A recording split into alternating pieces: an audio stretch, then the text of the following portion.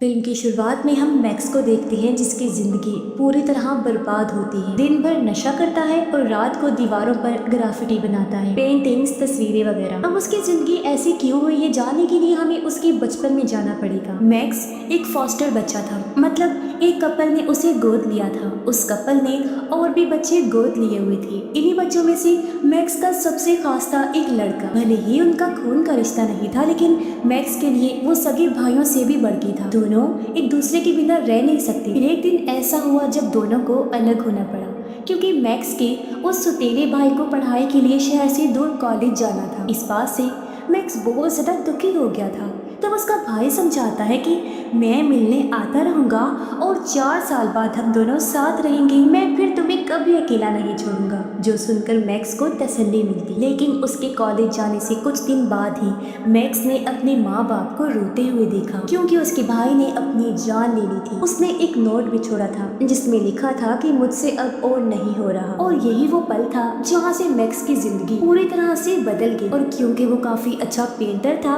इसलिए बचपन से लेकर अब तक वो दीवारों पर ग्राफिटी बनाकर अपना गुस्सा निकालता है। अब एक रात मैक्स एक दुकान की छत पर जाकर वहाँ ग्राफिटी बना रहा होता है। तभी पुलिस आकर उसे रंगे हाथों पकड़ लेती है। जेल जाने की बजाय अब मैक्स को भेजा गया एक फॉस्टर होम में, जहाँ पर बूढ़े लोग रहते थे। वहाँ उसे साफ सफाई का काम करना था, उनकी मदद के साथ साथ अपना बर्ताव अच्छा रखना था, वरना सीधा जेल हो जाए। मैक्स जब फॉस्टर होम पहुँचता है तो बाहर से ही उसकी नजर ऊपर एक खिड़की पर गई, जहाँ एक बूढ़ा आदमी बाहर ही झांक रहा था। वहाँ के वर्कर्स उसे सारा काम समझाते हैं और उसे सख्ती से कहते हैं कि 4th फ्लोर पर जाना मना है, क्योंकि वहाँ सीरियस मरीजों को रखा गया है जिनकी हालत बहुत खराब है। वही 4th फ्लोर जहाँ से मैक्स ने उस बूढ़े आदमी को विंडो से झांकते हुए देखा था। अगले दिन मैक्स अपना सफाई का सामान लेने गया तो उसे एक इंसान जैसा दिखने वाला स्टैचू मिला। तो वो मस्ती में उसकी एक आंख निकाल लेता है। फिर वो अपना काम शुरू करता है, हर रूम से कचरा इकट्ठा करने लगा। उसने असूलों पर चलते हुए हर रूम में जाने से पहले दरवाजा खटखटाया, लेकिन एक रूम से जवाब नहीं आया। इसलिए वो अंदर चला जाता है, जहां उसने देखा कि एक बूढ़ा आदमी और औरत मास्क पहनकर अजीब हरकतें कर रहे हैं। ये चीज उसे ठीक नहीं लगी तो वो फौरन वहां से बाहर आ जाता है। एक औरत नॉर्मा उसके पास टॉवल लेने आई। मैक्स नया था, इसलिए नॉर्मा उससे बातें करने लगती है। इतनी ही देर में पूल में खड़े एक लेडी के सर से अचानक बहुत ज्यादा खून बहने लगा। पता चलता है कि उसने कोई स्किन का इलाज करवाया था और स्ट्रेचिंग की वजह से उसकी स्किन फट गई। रात को जब मैक्स अपने कमरे में सो रहा था तो उसे सपने में बहुत सारी हल्का हल्का बोलने की आवाजें सुनाई देती हैं। ये आवाजें सुनकर वो उठ जाता है। उसी वक्त उसे वेंट के अंदर से किसी की जोर जोर से चिल्लाने की आवाज आती है, जिससे वो घबरा गया। तभी वो देखता है कि उसके रूम का दरवाजा खुला हुआ है, जबकि वो सोने से पहले उसे बंद करके सोया था। पहला दिन उसका कुछ खास अच्छा नहीं रहा, इसीलिए अगले दिन सभी लोगों ने उसका अच्छे से वेलकम किया। उन लोगों में कुछ वहाँ रहने वाले बूढ़े लोग थे, एक था मैनेजर, नॉर्मा और 2 वर्कर्स। सबसे आखिर में मैक्स मिला वहाँ के डॉक्टर से, जो मैक्स की आंखों की तारीफ करता है। उस रात जब मैक्स सोया तो वही मांस वाली लेडी उसके पास आकर सो गई, जिससे मैक्स की आंख खुल गई, जिसकी फौरन ही बाद लेडी ने चाकू उसके पीठ में घुसा दिया। उसी वक्त एक आदमी भी आकर उसकी गर्दन पकड़ लेता है और बस तभी वो जाग जाता है। इस बार वो सच में जागा था, अब नींद उसे आ नहीं रही थी, इसीलिए वो ऐसे ही भटकने लगा। जिस बीच उसे एक बूढ़ा कपल नजर आया जो इतने रात में भी डांस कर रहे थे, क्योंकि आज उनकी एनिवर्सरी थी।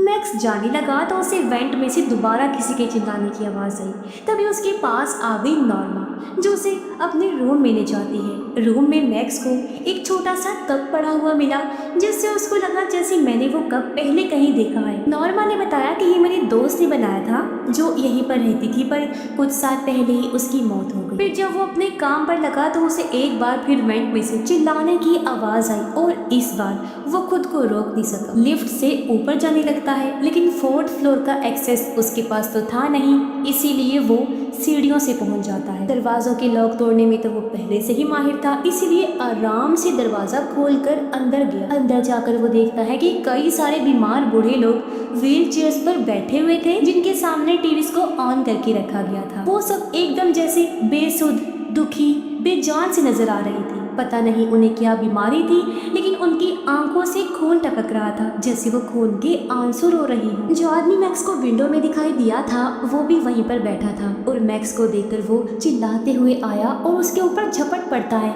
वो तो सही टाइम पर वर्कर्स आ जाते हैं, वरना पता नहीं क्या होता। इस बात के लिए मैक्स की रिपोर्ट हो जानी चाहिए थी, लेकिन इस बार डॉक्टर ने उसे प्यार से समझा दिया और कहा कि अगली बार समझाने का चांस नहीं मिलेगा। रात को मैक्स दोबारा नॉर्मा से मिलता है और उसे 4th फ्लोर के बारे में सब कुछ बता देता है, पर नॉर्मा कहती है जो उन लोगों की हालत है तुम उनके लिए कुछ भी नहीं कर सकती, तुम तो क्या कोई भी कुछ नहीं कर सकता। लेकिन वो इतना जिद्दी था कि एक बार फिर ऊपर पहुंच गया। इस बार वो आदमी एक कोने में खड़ा था और जैसे मैक्स उसके पास गया उसने अपनी आंतों से मैक्स का गला घोंट दिया। फिर वहाँ बैठे सभी लोगों ने अपना पेट चीरकर आंतें बाहर निकाल ली, लेकिन अच्छी बात ये थी कि ये सिर्फ मैक्स का सपना था। अगले दिन मैक्स देखता है कि नॉर्मा डॉक्टर और वर्कर के साथ बहस कर रही है। ये देखकर मैक्स नॉर्मा से बात करने पहुंचता है और उसने मैक्स को बोला कि जितनी जल्दी हो सके यहाँ से निकल जाओ, ये जगह बिल्कुल ठीक नहीं है। अब इससे ज्यादा कुछ बता नहीं पाती, पहले ही कोई आ गया जिस वजह से नॉर्मा को जाना पड़ता। लेकिन उसने एक बड़ी बात बोल दी थी जिसका मैक्स को पहले से ही शक था। उसने इस बारे में बहुत सोचा और आखिर में वो दोबारा नॉर्मा के पास गया उससे बात करने, मगर इस बार उसकी बात नहीं हो पाती क्योंकि नर्स बताती है कि नॉर्मा को एडमिट कर लिया गया क्योंकि वो ठीक महसूस नहीं कर रही। आज रात उसे निगरानी में रखा जाना। तो ये रात मैक्स ने जैसे तैसे काट ली। अगली सुबह जब वो बाहर सफाई कर रहा था तभी उसने देखा कि ऊपर वही बूढ़ा आदमी अपनी उंगली काटकर अपने खून से कुछ लिखने की कोशिश कर रहा है, लेकिन वो ठीक से लिख नहीं पा रहा था। मैक्स के कुछ समझने से पहले ही नॉर्मा ऊपर से सीधा बैरियर पर आ गिरी और मैक्स के सामने उसकी दर्दनाक मौत हो जाती है।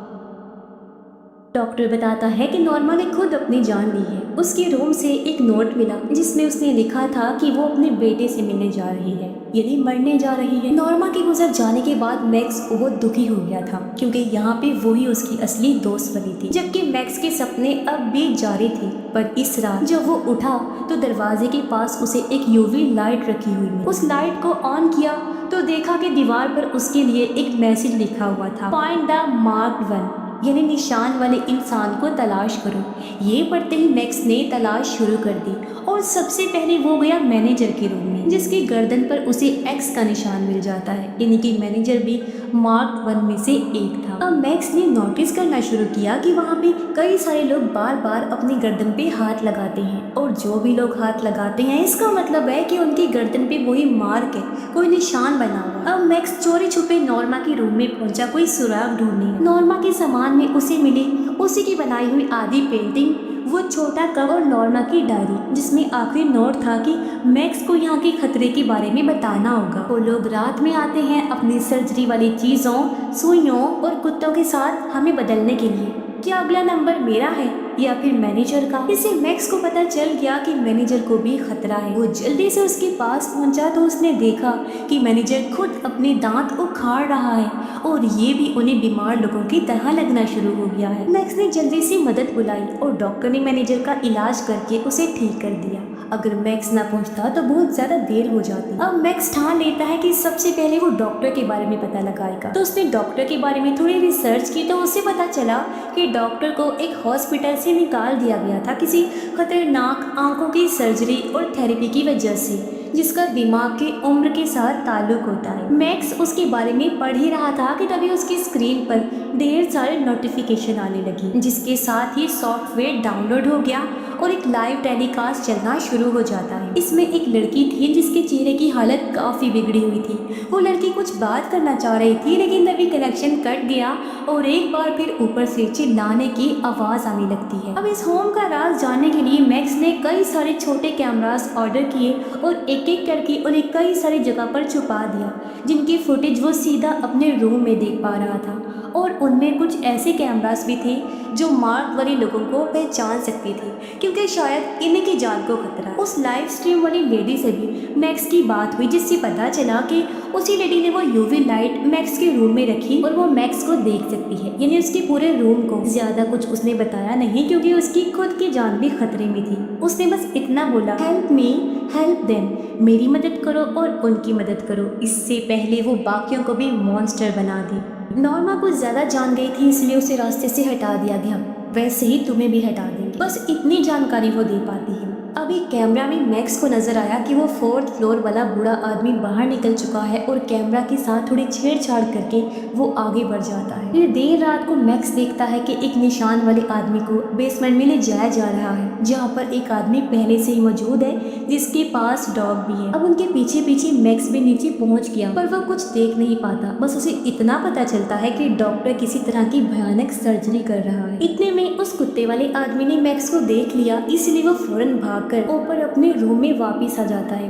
रूम में पहले से लाइव स्ट्रीम वाली लेडी थी। उसने मैक्स को बताया कि गवर्नमेंट इस जगह के जरिए इन बूढ़े लोगों पर ड्रग्स की टेस्टिंग करवा रही है। पहले जानवरों पर टेस्ट होता है, फिर इंसानों पर, और टेस्टिंग के लिए ये सब बूढ़े लोग जबरदस्त, क्योंकि अगर इन्हें कोई साइड इफेक्ट, कोई बुरा असर हो भी जाए तो उनकी ज्यादा उम्र का कहकर मामले को दबा दिया जाता है। इस तरह के और भी कई सारे होम्स पूरे मुल्क में चल रहे हैं जहाँ पे यही सब होता है। वो कहती है कि मेरे डैड भी इसी होम में रहा करते थे, पर अब वो 4th फ्लोर में बंद है। मैं उन्हें और बाकी सबको आजाद करवाना चाहती हूँ, जिसके लिए मुझे सबूत चाहिए जो मैं सिर्फ तुम ही इकट्ठा कर सकती हूँ, क्योंकि तुम यहाँ पर ही रहते हो। ये बताकर वो जाने लगी, लेकिन दरवाजा खुलते ही सामने वही बूढ़ा आदमी आ गया, जिसने उस पर हमला कर दिया। मैक्स बीच में आ जाता है तो उसे धक्का लगा, जिस वजह से वो बेहोश हो जाता है। वर्कर ने उसे बताया कि 4th फ्लोर से एक मरीज नीचे आ गया था और उसी ने तुम्हें नुकसान पहुंचाया है, पर टेंशन मत लो, डॉक्टर आज तुम्हारा अच्छे से चेकअप करेगा। ये बोलकर वो डॉक्टर को बुलाने चली जाती है और उसके जाते ही मैक्स भी वहाँ से भाग निकलता है। वो अपने मॉम डैड के घर पहुंचा तो उसने देखा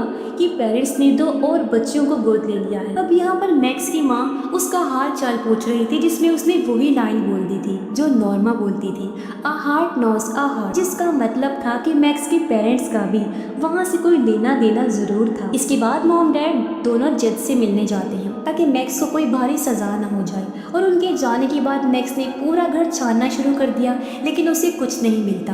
तो वो दोनों बच्चियां मैक्स के पास आईं और उसे एक राज बताना चाहती हैं। न जाने वो कब से दिल में दबा के बैठी हुई। वो उसे अलमारी के पीछे बने एक खुफिया रूम में लेकर गई, जो किसी तरह का रिचुअल वाला रूम लग रहा था, यानी जहाँ जादू वगैरह किया जाता है। वहाँ पे वो कप भी रखा हुआ था, जिसका एक छोटा मॉडल मैक्स के पास है, वही नॉर्मा वाला कप। और सबसे बड़ी बात ये है कि वहाँ पे एक स्टैचू रखा हुआ था रोमन गॉडेस का। वहाँ पर एक पुराना फोटो एल्बम भी रखा हुआ था, जिसमें फॉस्टर होम वाले लोगों की तस्वीरें थी, और हैरत वाली बात कि उनमें मैक्स के मॉम डैड भी थे। फोटोज किसी पार्टी की लग रही थी, जिसमें सब लोग ब्लैक कपड़े पहने हुए थे, लेकिन बीच में एक जवान बच्चा था जिसने व्हाइट कपड़े पहने हुए। हर एक फोटो में तकरीबन 3 साल का गैप था, लेकिन लोग सेम थे और लगभग पुरानी तस्वीरों जैसे ही लग रहे थे, यानी उनकी उम्र में कोई फर्क ही नहीं आ रहा था, बूढ़े नहीं हो रहे थे वो। पर बीच में बैठा बच्चा हर बार अलग। बच्चों को देखकर ऐसा लग रहा था जैसे वो बेजान हो चुके हैं और उनके अंदर से उनकी उम्र, उनकी जिंदगी खींच ली गई। तो यहाँ ये पता चलता है कि उस फोस्टर होम के लोग एक कल्ट, एक शैतानी ग्रुप से जुड़े हुए हैं